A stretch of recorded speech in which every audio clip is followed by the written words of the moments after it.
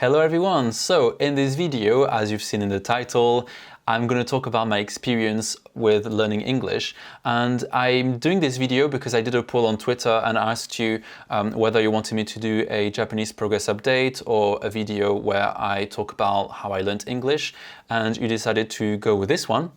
So here it is. So it might be a really long video, so don't hesitate to bring a drink, make yourself some tea, coffee, whatever. I'm not going to particularly edit this video too much. I'm going to try to keep it as spontaneous and natural as possible. I think that'll help you have an idea of what my English is like as well, because I feel like sometimes when people talk about the experience of, honing, so to speak, a skill, it's quite nice to be able to actually see that skill in action. So I think that'll allow you to do that. And then second thing I wanted to say as well is that my method for learning English wasn't anything that I thought out. It was just something that I did as I was a kid. As a kid, I was like quite young when I started learning English. So I didn't know anything about any language methods. I did grow up bilingual, but I don't think that really gave me an advantage, as you will see when I explain everything that I'm going to talk about today. And I think that's all I wanted to say. I guess just a takeaway from this video, anything that you find useful, ignore the rest. If you think my experience in, some aspects of my experience isn't valuable to you, I'll leave it up to you, obviously. And in this video, I will try to sort of, impart my knowledge of linguistics and of being a teacher, teaching languages. And but also I will try to describe what I did. And basically, I just want to be, describe and then reflect using all the knowledge that I have. Not that I am a specialist of language learning, but I hope you see what I mean. Anyway, so I've got lots of notes. I'm going to look at my screen quite a bit in this video. I just want to make sure I don't forget anything, and let's go. And I'm going to slow down because I'm talking way too quickly. So English started when I was about 9 at school, and it wasn't really anything intense. I remember it being like once a week or twice or once a fortnight, and it was probably an hour and a half, maybe 2 hours, and we were just learning very basic English, like days of the week, telling the time. I still remember it vividly for some reason, but I wasn't that good at English. I don't think English for me was obvious at all. And when I was in, I forget the equivalence in English, but I guess secondary form, so collège in French, I wasn't really good at it. To be honest, I really was bad at it. I don't remember the grades that I got, like the average I got at the end of each year, but I think I was about around 10 or 11 out of 20, which is not terrible, but it's not great either. So, I feel like the myth of bilinguals having an advantage at learning languages kind of fell short for me, I guess, because I don't think I had an advantage at all. I don't think it was my teacher's fault. I'm not saying the lessons were the best. I didn't feel really engaged, but also, I was just a kid. I suppose I wasn't really seeing the reason for learning English, maybe. I'm saying that in retrospect, obviously. I didn't know at the time. But yeah, I feel like there was an element of me not really seeing a reason for it and not managing to be engaged because, yeah, I just didn't see the point at the time. And I remember being really confused about English. The grammar, the pronunciation was confusing. I was just struggling all the time, I feel. And I'm not even saying that to be like, oh, I became amazing with an amazing sort of method or whatever. I was literally just like shit at English. I'm going to swear, but I was really shit. And it was only when I sort of did private lessons with a friend of my mum's, someone I knew from my family, that I started to do grammar, and she really went through the grammar for me, and that really helped me click. So I wouldn't say that I became better at English, but I understood the grammar better. Like for me, ed ending verbs, like past tense essentially, that was so confusing. The present perfect, I think it's called, was really confusing because it's not something that exists in French and Portuguese, my native languages. So that was a new concept, and new concepts take time to sort of digest, I guess, and take in. So I think that was probably my issue with English. There was lots of new things. It was very different from the languages that I knew.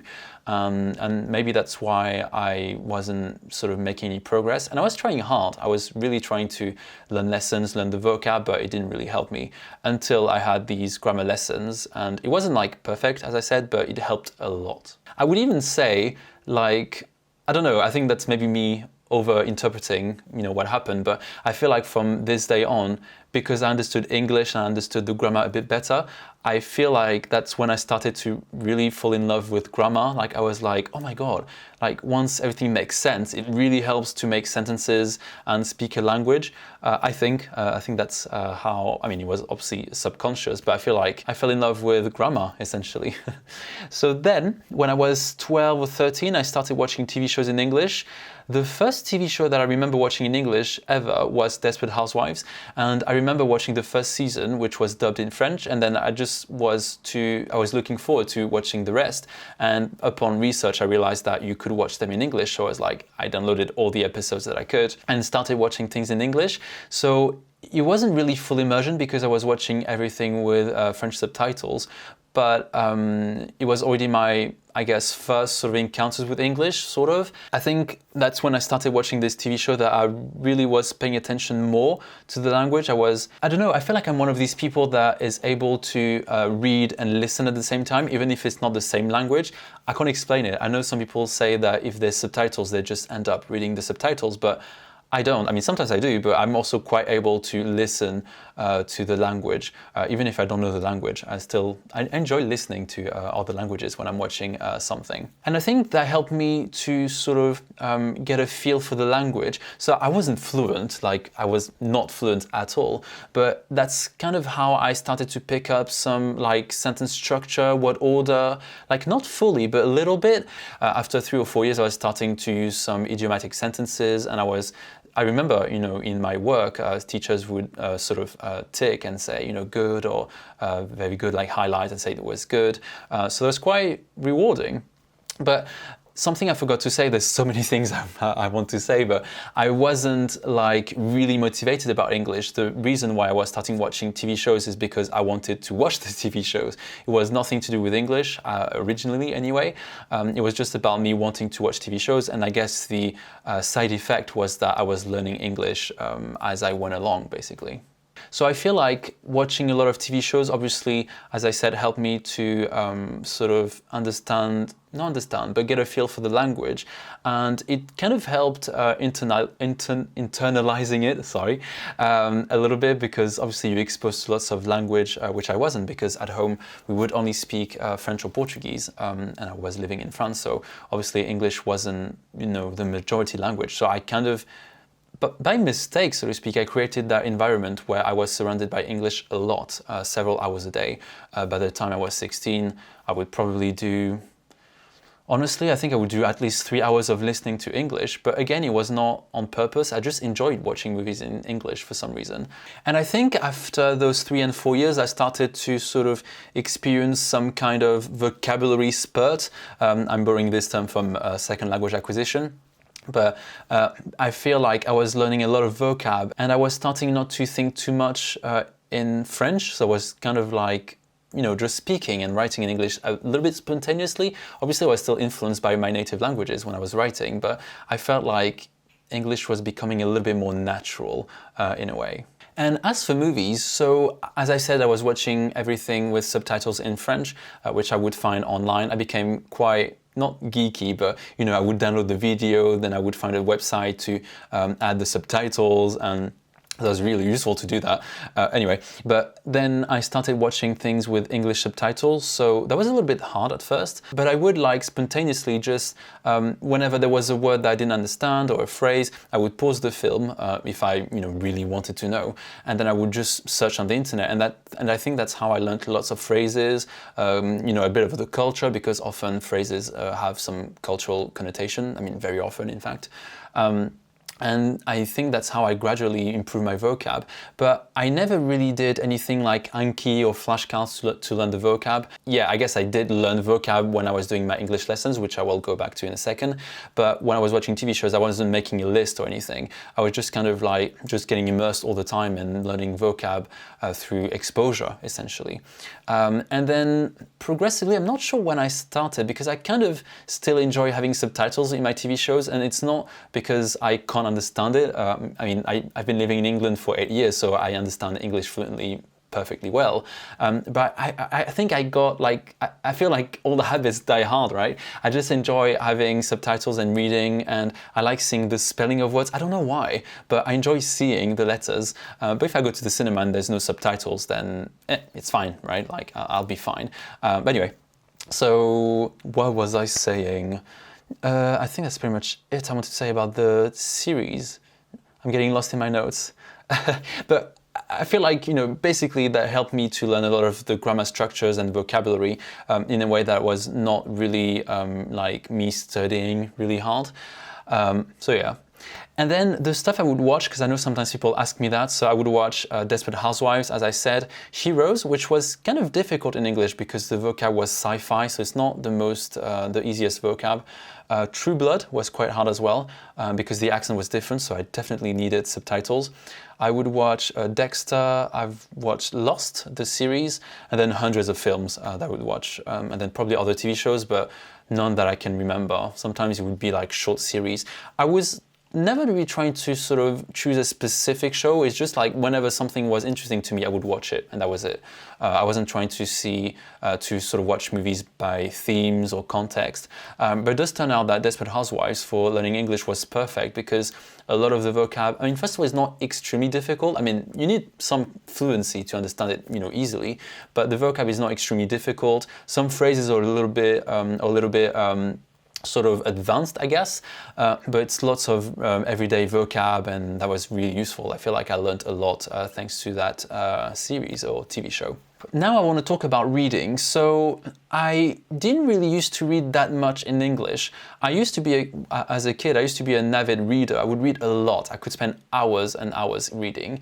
I did read a little bit. I remember reading The Hunger Games at the time. I did read books like Alice in Wonderland, but I wasn't a big fan of reading. For some reason, I was only into watching TV shows and series and whatever was in English rather than reading. So I'm not making a point that reading is not useful for fluency. Like, if you enjoy it, do it, for sure.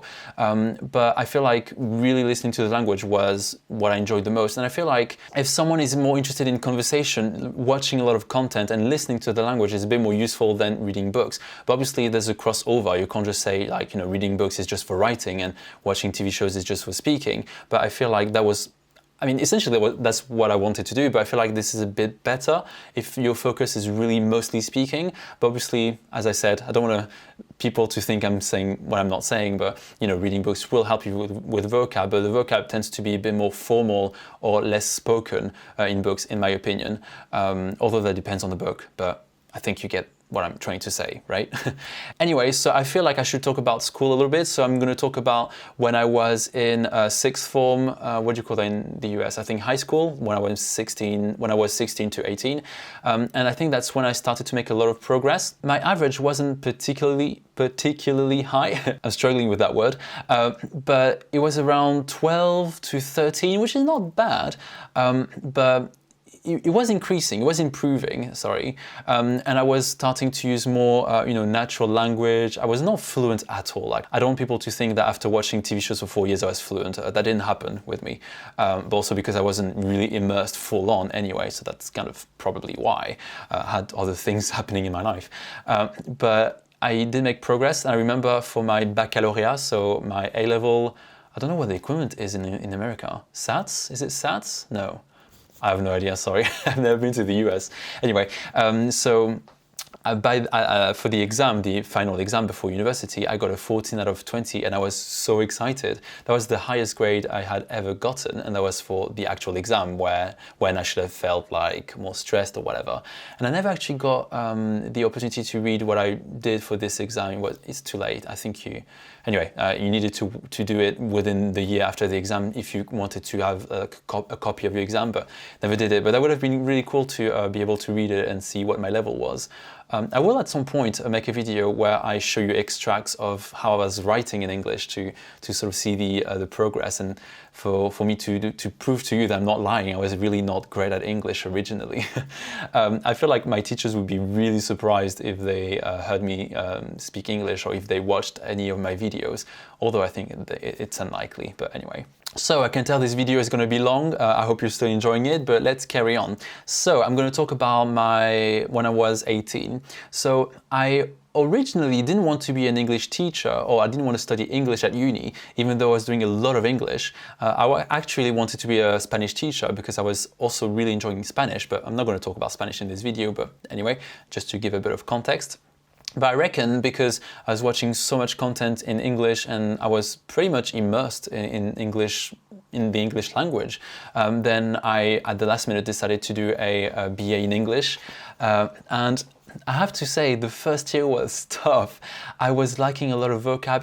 Even though I had been watching lots of content in English, I was still lacking because I didn't have much formal English, and that's something that I developed. So I don't think I was terrible at writing, but my formal English was not great. So when we were studying history, I was missing very, useful, was related to history essentially. And yeah, so I definitely had a lot of room for improvement. But I feel like at the end of my first year, I really improved. My average was around, I think, 13 and something, not quite 14, but 13 and something. That was really cool. I honestly thought during the year that I would quit because in the first term, I felt like I was behind. I wasn't having terrible grades, but I wasn't that great either. Anyway, but I feel like at the end of the first year I learned a lot. But I just want to make a disclaimer. I don't want anyone to think that you need to do a degree in a language for you to improve. I just did it because languages was my passion, but it's not necessary. You can definitely learn languages in another way.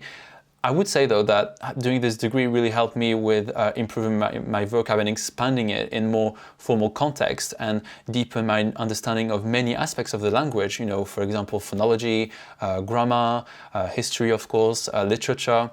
And that helped me acquire lots of different types of vocab and also formal English, because you had to write in formal English. Although formal English is not really difficult, I don't think. It's not. I feel like French, casual French and formal French is much more different than English, in my opinion. Obviously, in English you can add lots of slang and stuff like that, but I feel like English, even informal English, can be fairly neutral. There isn't so many changes to make, in my opinion, anyway. So yeah, that was still useful because I learned lots of things, obviously, and I was doing all my lessons in English most of the time, so I was exposed to even more language. I was talking a bit more as well, because for the entire time I hadn't been speaking English, so my accent wasn't that great. But I feel like, especially with my phonology classes, and I talked about this in the video I did about pronunciation, but I feel like that's when I really improved my accent. So I was really enjoying my first year, except for history. I wasn't that great at history. I still tried, but I wasn't that great. And yeah, so if I were to do a summary of my 3 years of English up until I was 21, I feel like that really helped me. As I said, every year was kind of similar. I was doing a lot more English for 3 years, 20 hours a week, plus watching TV shows. So obviously I was doing much more English, and I feel like my level really improved a lot. And what was great about my BA is that it allowed me to do Erasmus. So the year after my BA, I did a year abroad. So I went to England, and I'm still in England now after 8 years. So that's, thinking about it makes me feel like time flies, really. So yeah, and then so I had in England, I'm going to there's many things I need to talk about in terms of England, but I was doing, in my first year in England, I wasn't really doing anything specific.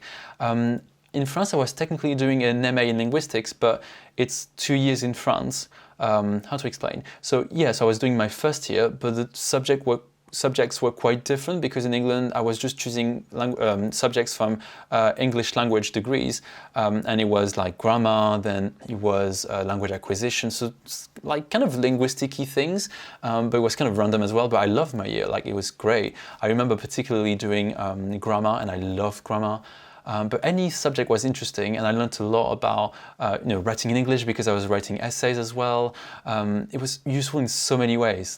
It would take me a long time to explain everything, but that's basically when I started to really write a lot in English. I was writing 3,000-word essays, and for me that was long.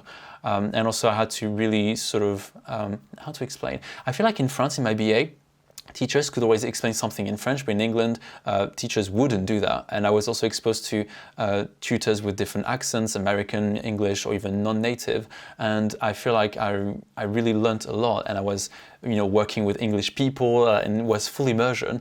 And something that was funny this year, I don't know if that was funny, but I obviously thought that it would only be a year thing and then I would come back to France. So I really tried as much as possible to have to do everything in English. So sometimes what happens when you do Erasmus is that a lot of people will mix with people from their country or culture, or or at least someone or people that speak their native language. Obviously French is spoken by a lot of people around the world, but what I try to do is that I would always avoid people that would speak French. So sometimes I would run into some and we would chat and stuff, and then they would want to go out or whatever, but then I would always find a way to avoid them, not in a rude way, but I was kind of like not interested in speaking French, and I could tell this was the kind of people that would mostly just speak French in the UK. Not judging, but obviously, I didn't want to do that.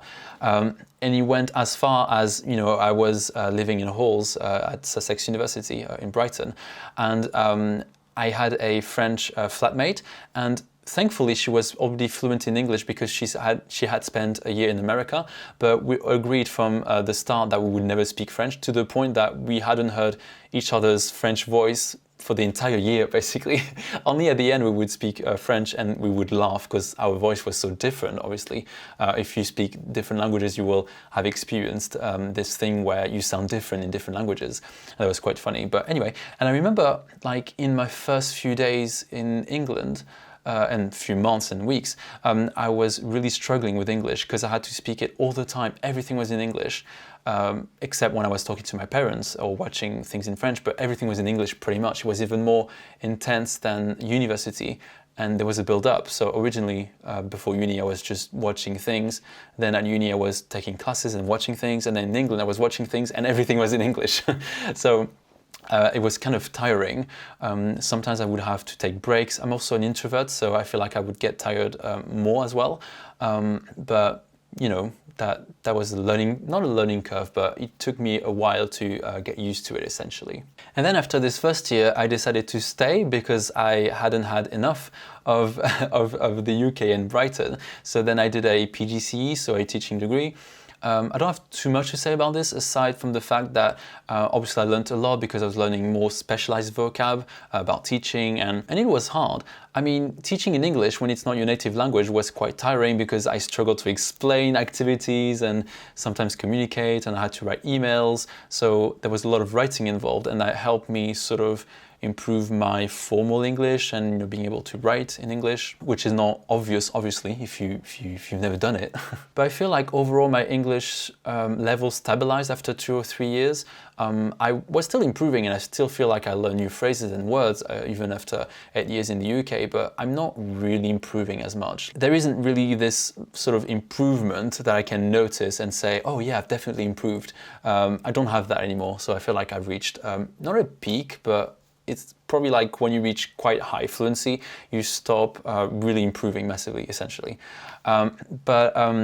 Then I did a master's in linguistics, and that was another challenge. Basically, I feel like all my years in England, or at least the first 3 years, were always challenging in a way. I was doing something new, something that I hadn't done, and I was, stepping out of my comfort zone, essentially.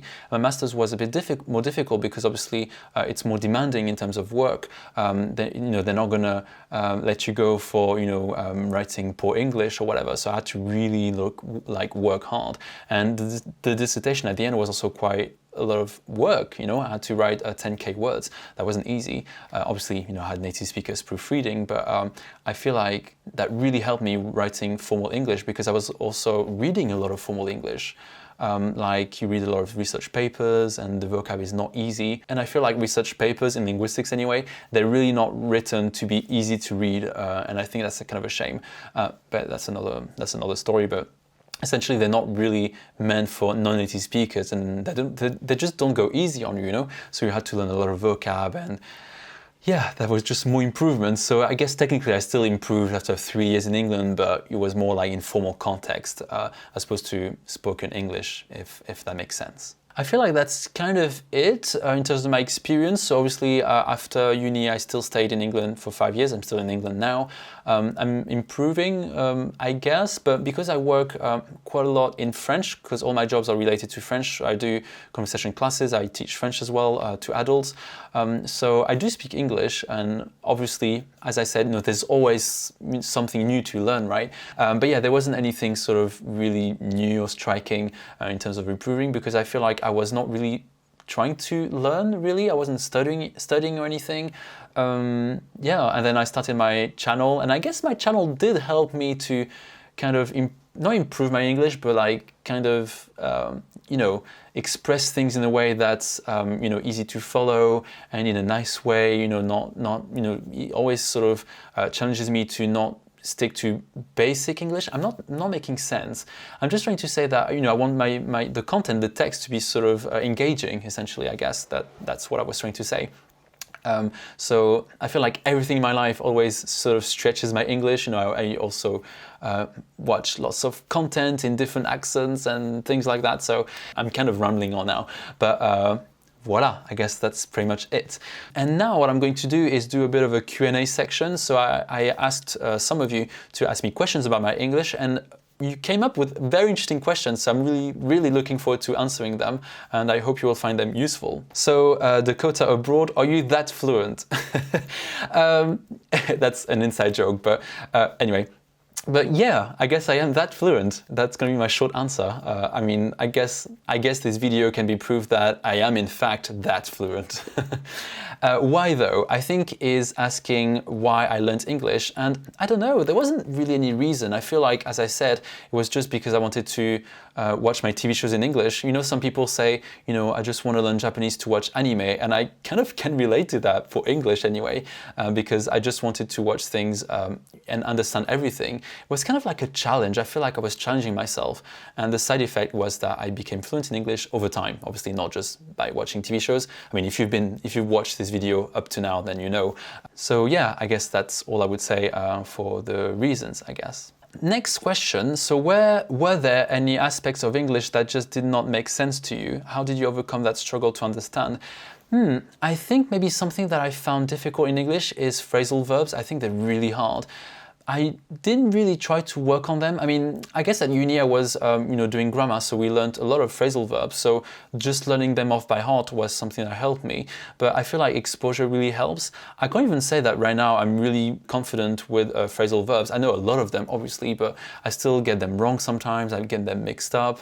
I posted that joke on Twitter where I mixed up, you're on my face, you're in my face. I know. What can I say? And then other things that were confusing, not really. I feel like because I had a lot of exposure, like things kind of came naturally. So yeah, and also I feel like the advantage that I have is that there's a lot of French words in English, so vocab wasn't always too difficult to learn. But yeah, I guess I would say phrasal verbs, yeah. Then something polyglot, did you focus, I forgot to say that there was tongue-tied language blog before, sorry. So then something polyglot, so did you focus on one version of English, or did you try to include other accents? Is your pronunciation vocab more British English or American? Will you mention Desperate Housewives in your video? I did. So good question, I like that question. So I didn't really, I guess at first I was more into American English, but because I was watching a lot of things in American English, but at that time I wasn't really speaking, so I can't say my accent was ever American. But at uni, we did British English, and that's an accent that I really enjoyed, and by British English I mean standard British English. So that's why my accent is, I mean, I do have a foreign accent, but I think my accent is mostly standard British English with sometimes influences from other accents. So I wasn't really trying to include other accents, but I was kind of, I guess, I was trying to include more British English accents. I was watching Misfits as well, which has very different accents. There's, I think Kelly is one of the characters.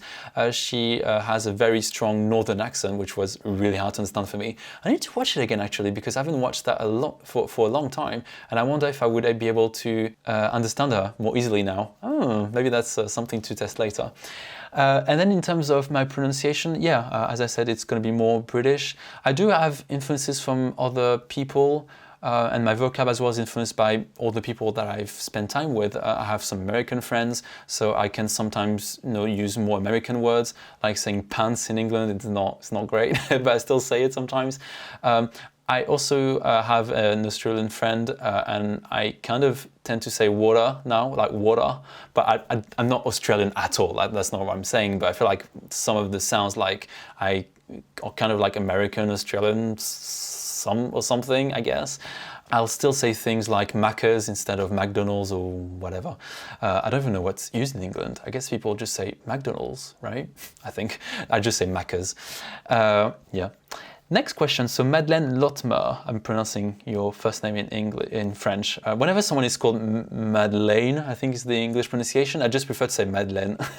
Anyway, so at what point in your language learning process did you feel like you were just as comfortable in English as you were in your first language? That's a really good question. I'm not too sure. I feel like it was definitely when I lived in England. I was obviously way more comfortable with English. And I think it's when I started working in English, working with English and studying in English, because I was always exposed to the language. And I feel like whenever I'm exposed to a language a lot, that's the case. I'm going to make a sort of an aside here, but whenever I spend a lot of time in Portugal, even though it's my native language, I don't speak it very regularly, but whenever I'm in a Portuguese bubble, I tend to think in Portuguese, and I feel like the same thing happened with English. I was immersed in English all the time, so I was in a sort of in English mode essentially, and I think when I'm in that mode, then I feel like that's when I started to feel like I could speak it as well as my native language. But obviously, I still somehow speak French a little bit better than English, often I think. So I don't think I really, reached that point, but I'm pretty close, I guess now. I don't know if I answered this question. It's really hard. I never thought about this actually. That's quite a good question. Thanks. So next question, how did you learn to write for work, cover letters, professional emails, jargon, word polite phrases that people use, how formal to be, etc.? Good question. I think there was a lot of looking it up, asking native speakers how to phrase things, and then they would teach me. Reading lots of research papers was obviously a way to learn it. In terms of cover letters, I guess it was just me trying to find equivalents of phrases that I would use in French into English. Not always, but I would just kind of look for examples, really. I feel like at this stage, formal language just doesn't just happen to you. You just have to access it and see it in context. And I think that's what I did, surrounding myself with a lot of examples, looking it up, asking native speakers and things like that, I think. Again, I forgot to say the name. That was Meg's Langs. Sorry for that. Zach, if you had lessons at school, how useful do you feel they were? Good question. I'm obviously going to think in retrospect, but I feel they were really useful. They gave me a foundation. Even though, as I said, I was struggling with English at first, I still think they gave me a good foundation of grammar. At uni, I was still at school, technically, because I was learning vocab on purpose. Like we had to learn vocab lists at uni as well. And we were doing grammar, so I feel like that was really useful. But I think that was only useful because I was really engaged in it. Because a lot of people say that, learning languages at school is not good, and that's not true, obviously. I mean, not factually anyway. For some people, it'll be useless, and I don't know why some people feel differently about it or why their experience is different. It could be the method of teaching as well. But I feel like there's an element of self-fulfilled prophecy. So if you feel like something is not useful, then it's not going to be useful, and therefore you're not going to, take action in the direction of learning. I guess it will be more negative in the way you act and your mindset, I suppose, if that makes sense. But if you feel like it's useful, you engage, you really enjoy it, and you do the work outside of lessons as well, because as I said, I was doing the homework, but also watching lots of content. So I feel like that was useful, but I guess it's more about variety and not just relying on one thing to learn languages, because yes, I feel like if I was only relying on lessons, then I don't think I would have improved as much. And probably I wouldn't have been in England right now. Who knows? Next question. Ophelia Ver, how did you learn to write disapproving emails? A bit of a, no inside joke, but anyway, so the context is that HelloTalk has tried to mess me over recently, and I was talking to Ophelia how they commented on how I was being disapproving in my phrasing, not in a rude way, but just saying that I don't approve of what you're trying to do. So I think that's where she's getting that from. But if I was to answer this question seriously, I guess, as I said, it's kind of like how I learned to write formally, is to just see the language in context. Reading drama, people arguing online as well is quite useful. Arguments can teach you about language, not when you're in them, although I guess it can, but reading them can be useful. And yeah, just exposure, TV shows and things like that, I guess. But I don't think she meant that question seriously, although I might be wrong. David Guy, I'm curious about how you got beyond B2. Did you change your approach? I think probably yes. Something I would say first is that I don't think you go from A1 to A2, from B1 to B2, etc., or A2 to B1 the same way, because you have to do something different, I think, to improve. And I think that might be why some people talk about language learning plateau, is because they do the same thing and expect to, go above the target. But I feel like if you do, I don't know if I'm being clear, but if you put into place actions to go from A1 to A2, if you put the same ones, you will just stay at A2, because what you're doing is just got you to A2. So to get to B1, you need to do something different. And I think my different thing was to, I'd be at uni, being exposed to a lot of the language, doing different subjects. I was quite curious about learning about as many aspects as possible about English, the English language, not just English in British English.